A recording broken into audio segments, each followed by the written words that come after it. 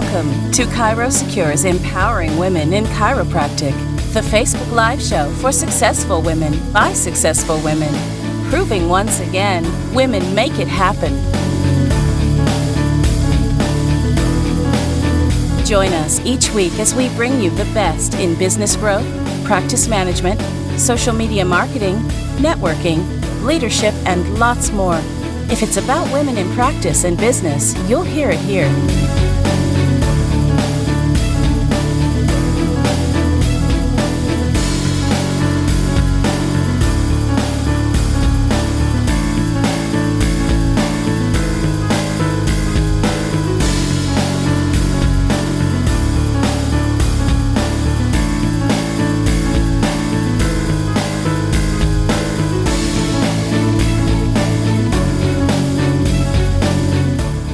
Join today's host, Dr. Nathalie Beauchamp, as she talks impact, exposure, and systems.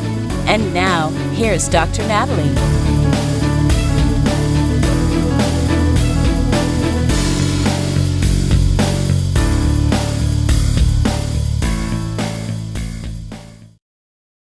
Hello, everyone, and welcome to today's show of Empowering Women in Chiropractic.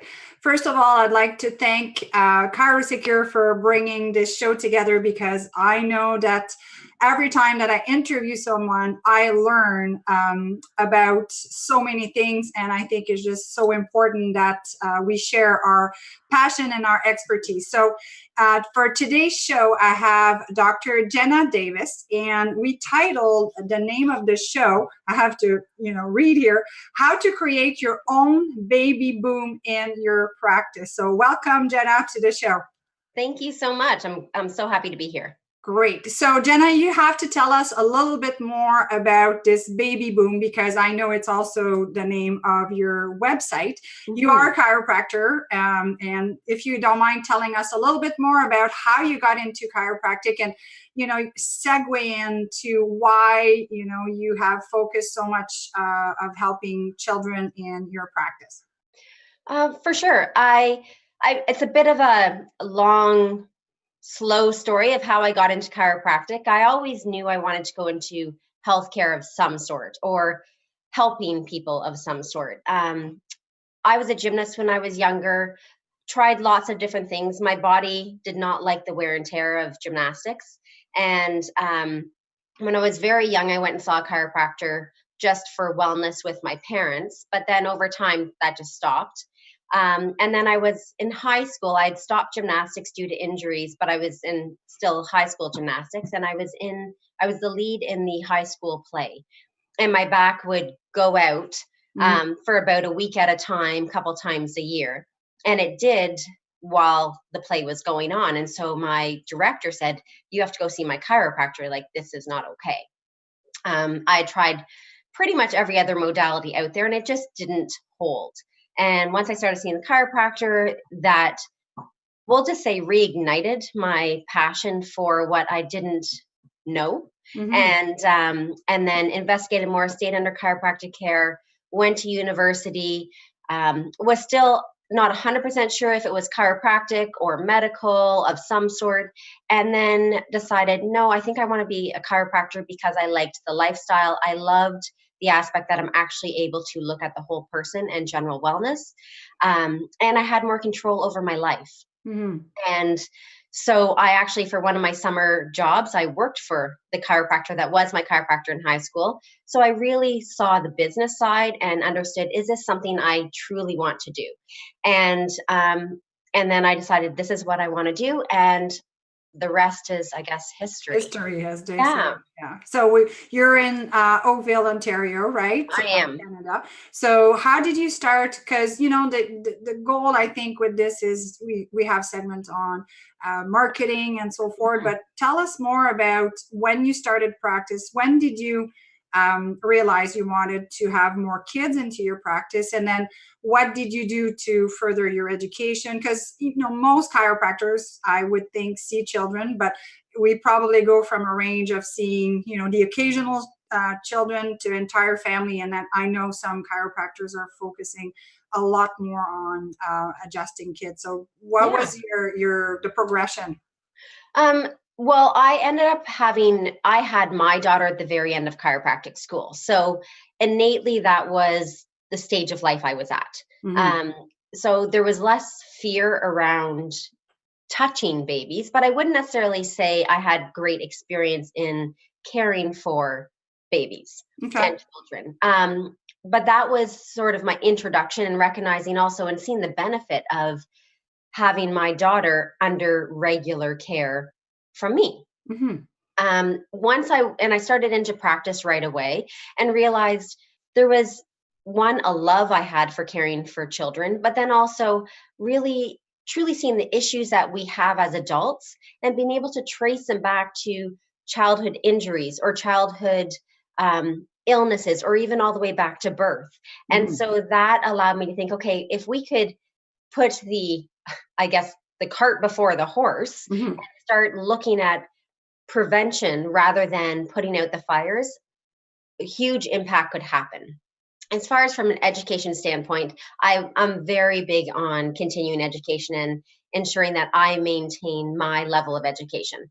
So I've taken lots of different courses. I did do most of the ICPA training. I didn't do all of it because I kept having babies and then having to miss Mhm. some of the classes and just time went on. But I've been lucky enough to also speak around the world on many stages. And the beautiful thing about that is I get exposed to so many brilliant minds in our field and in other fields where I can actually take a lot more information from them. There's some brilliant speakers that I saw in Australia and in the UK and in the United States and in Canada. And then I've been able to pull from all of those and really figure out what fits for my practice. Mhm.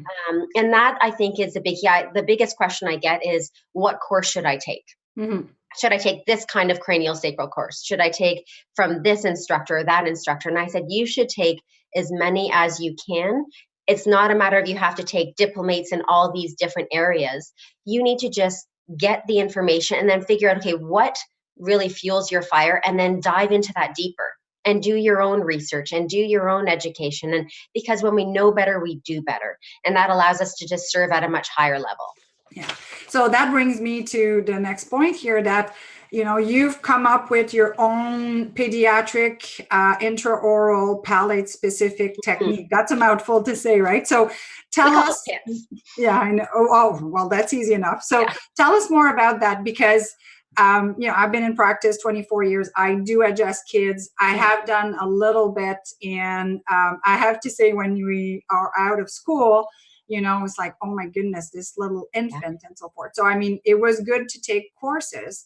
But I know that you dig a lot deeper into specific issues. So I'm assuming this is you realizing from all of those different techniques coming up with something that would work for a specific condition, right?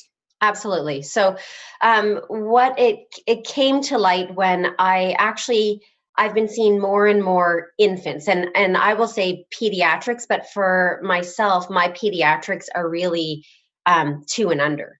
Is a Mm-hmm. lot of my pediatrics, and a lot of my babies that I'm seeing are the only or the first chiropractic patient of the family. Mm-hmm. So that when that started happening, that switched the language I had to use, the communication, and then I also was looking at why is that happening. Um, the technique and the reason we came up with the pediatric intraoral palate specific technique or PIPS technique is it was just trying to come up with, okay, what are we working on? And I do a lot of work and have created strong relationships in our community with many pediatric dentists and some of the lactation consultants and even the Jack Newman Clinic in Toronto, who refer a great deal of babies towards me who have suffered with tongue tie issues, dural tension. And so I don't like to just qualify it as tongue tie because there are tongue ties, if you look at them, they're quite severe, but they might be functional. It's Mm-hmm. how much tension is there in the jaw? How much dural tension is there in this baby? What else is going on, which also will interfere with improving their latch, even if they choose to get the tongue tie released. Mm-hmm. And one of the big things was all the sphenoid work. And I was exposed to a lot of that years ago in Australia initially. But then looking at some of the cranial sacral work that I've done, But what I've recognized was people talk about, okay, check the palate, but they're not relaying it back to how is that impacting the suck reflex. They're not relaying it back to retained primitive reflexes, which we are having or creating when we don't have all of these developmental stages that we're hitting as an infant. That no one's talking about infant TMJD. And for my US docs who, for different coding, that is something a lot of insurance companies won't necessarily allow you to say, well, sphenoid fault. That's not a code, but TMJD is. And it is truly, for a lot of these babies, latch issues, is infant TMJD. The beautiful thing about the sphenoid, which is the palate specific technique, the core of it, is the sphenoid has attachments to every part of the skull, the jaw, and the top two vertebrae of your neck. And so when we're working on that, we're checking the suck reflex, we're looking at how the jaw is moving, we're helping impact reshaping the cranium, and we're looking at what's happening in their upper cervicals. And we're creating with the suck reflex, also we're creating pumping of the CSF. So there's so many things that are happening together that I now, not just with my babies, but with many of my kids, my toddlers, and even some adults who suffer from migraines, doing some of this intraoral work actually has had massive change for them. Oh, that is great. So, I'm listening to you and I'm thinking, oh my goodness, I don't know all of that stuff. So where should one start? I mean, like I said, I love education as well. Yeah. And I've done cranial sacral work. I've done Dr. Turner's work on cranium, and it was such a powerful experience to even have it done.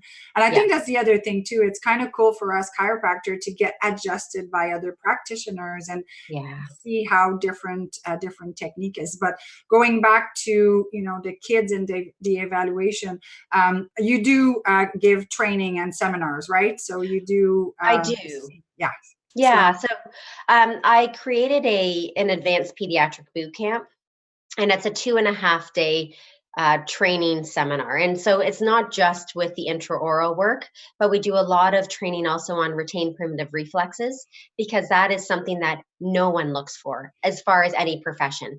We look for if it's there when they're newborns, but no one checks if it's been retained. And that also can be linked to so many things as far as behavioral challenges, bedwetting, toe walking, anxiety, even into adulthood. So looking for those will also set you apart. And so I do a lot of hands-on training, and it's so fun because so many of the docs actually will find, they're like, oh, I have a retained grasp reflex. And they're like, what do I do? What do I do? So it's actually pretty neat to find out what we also have. And you can be very high functioning and still have some retained, but is that allowing us to function at our highest potential? No. So let's look at these things. I also cover all the neurology that goes on. We talk about exams. We talk a lot about communication, report of findings, and then we also talk about marketing and how you become the referral source for your community. The biggest thing I emphasize in these courses is co-management. And so many of us either feel like we're on an island or choose to be on an island. But if you're going to start working with more pediatrics, you have to be ready and willing and open to co-manage these babies and children with other practitioners. And that is really the key, because it takes a village.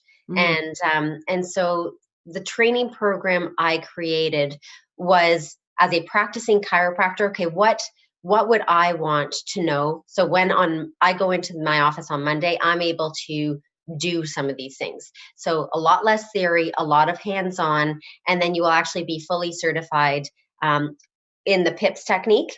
At the end of it, we talk about diagnosing tongue tie. How do you recognize it? We play in each other's mouths with gloves, and we try and make it as educational and fun as possible, because really this should be fun.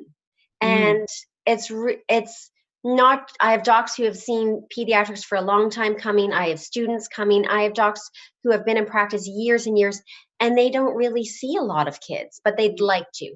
And so everyone can take pieces from it, and whatever level you choose to use it in your practice, it's going to be beneficial across the board. Yeah. And I think, it's that we're serving a lot of kids or not. I know hearing you talk, I'm thinking, wow, I could probably do even better serving the kids that I have if I know what I'm looking for. Because let's face it, depending on our schooling and if they focus on it, we didn't get that much. So you said co-managing with other practitioners. Being in your community, do you find that other practitioners are receptive, especially more the traditional rounds?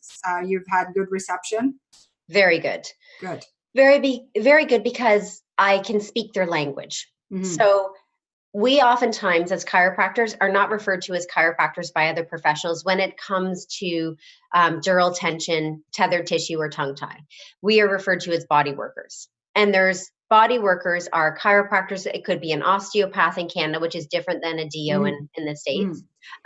It could be some massage therapist, cranial sacral therapist. So there's multiple people that might fall into that category. Mm-hmm. Body workers is a trusted term. Chiropractors is sometimes a scary term if people are unaware.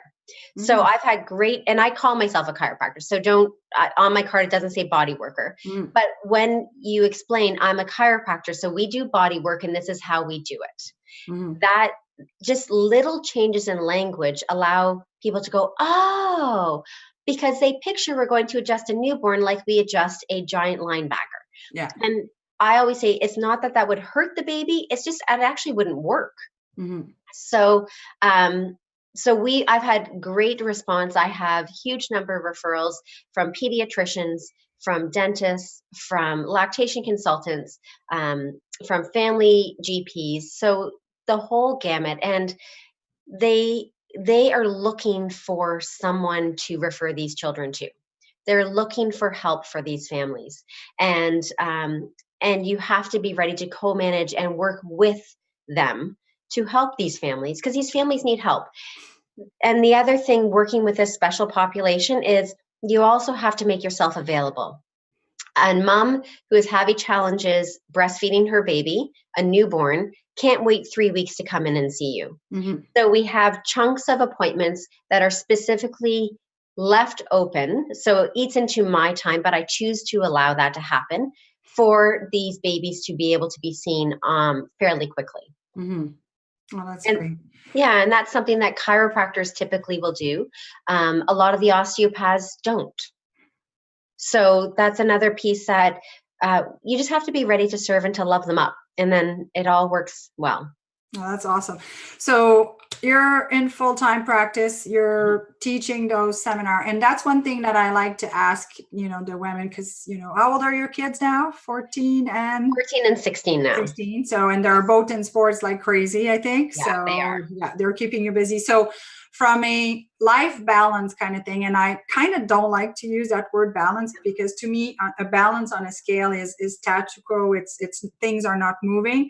Yes. So to me, it's just, I don't really like using that word. But how do you feel like you can do, the family, the business aspect of your seminars and so forth, and also the practice? So, because how long have you been in practice? 16 years. 16 years. So if there's people that are listening and they're new in practice or just old, I've been longer in practice, how would you say that you've incorporated all of that to have a good life and design your life the way you want it?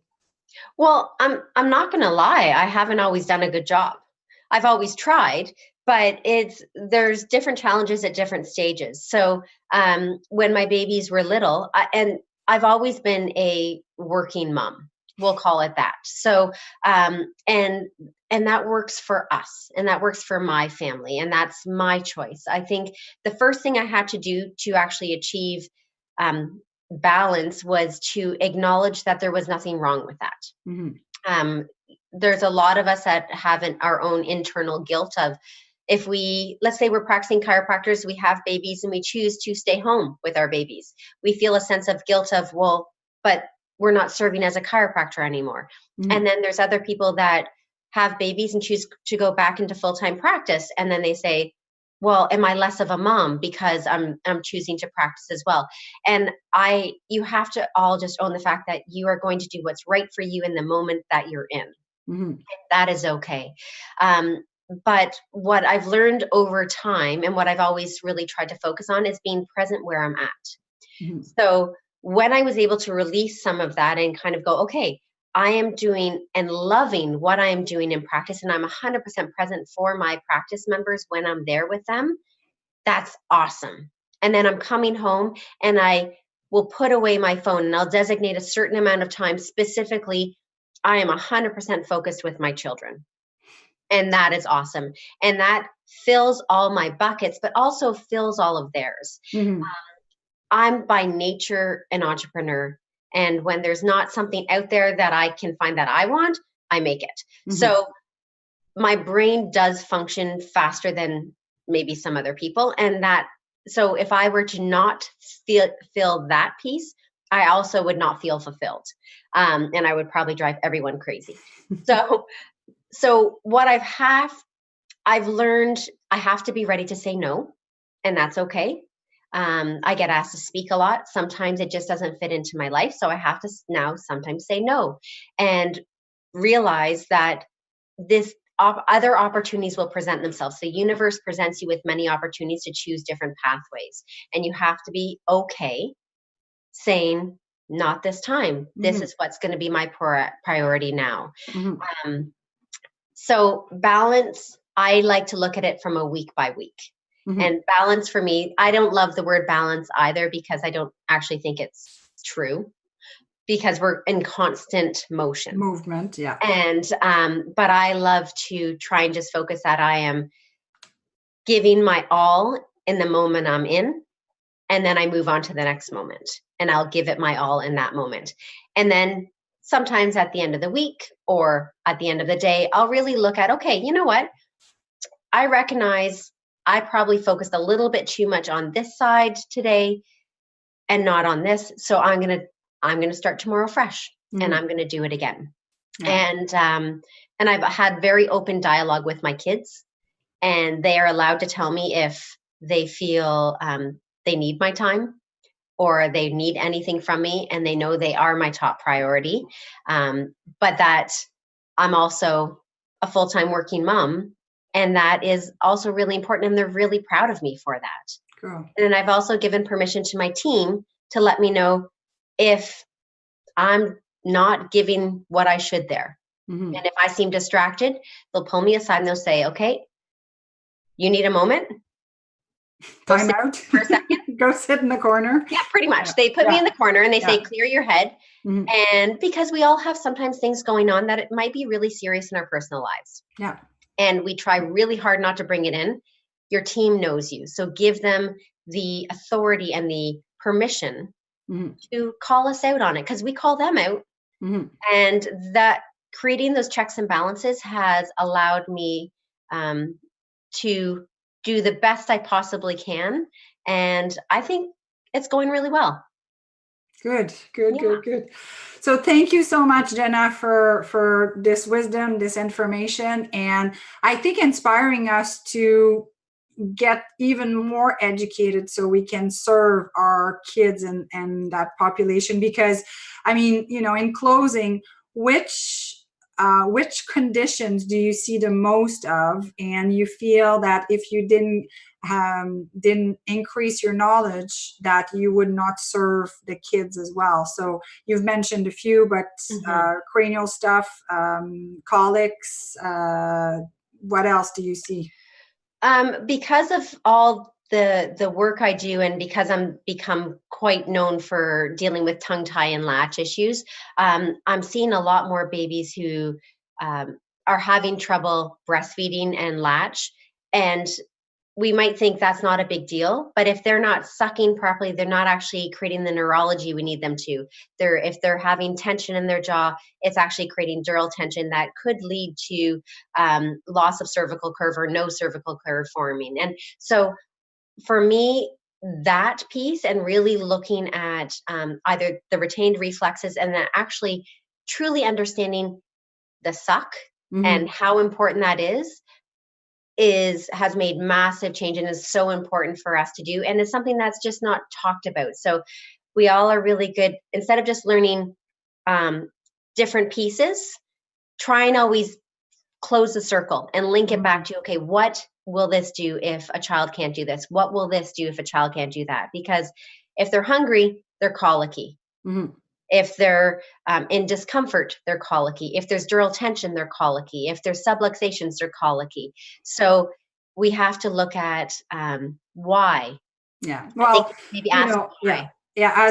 As chiropractor, we always look for the cause, but I guess what we're saying here is we should even dig deeper when it comes to our kids. So Jenna, if people want to find out more about your course or courses, I should say, how can they find you? What's your website?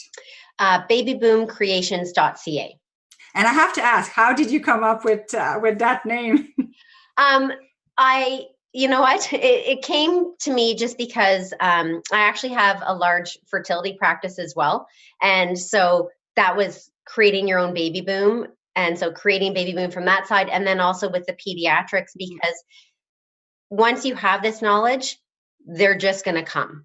Like they're going to flock. And so that having this knowledge and having this certainty with this understanding, you will create a baby boom to whatever level you'd like it to be. I was just going to say, right? If the intent is there, the passion is there, and absolutely the will to learn more. So thank you so much, Jenna, for your wisdom. I'm actually excited that I really want to take your course because, like I said, I've been touching babies for 24 years. And if I can do more and serve them more, sign me up for that. So for sure. Okay, sounds good. I look forward to it. Well, I mean, who doesn't love those little squishy, awesome? Oh, well, and I personally love when, I've got semi private rooms and stuff, but I love walking around with the babies and, having conversations. Oh, you adjust babies and so forth. So I always say, this is not work. This is just pure pleasure to be able to take care of those little kids.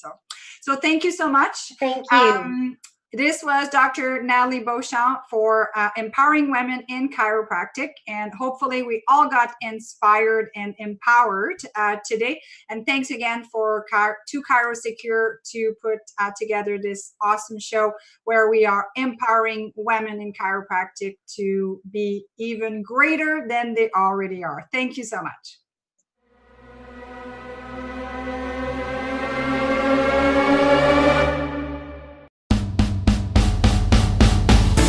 Join us each week as we bring you the best in business growth, practice management, social media marketing, networking, leadership, and lots more. If it's about women in practice and business, you'll hear it here.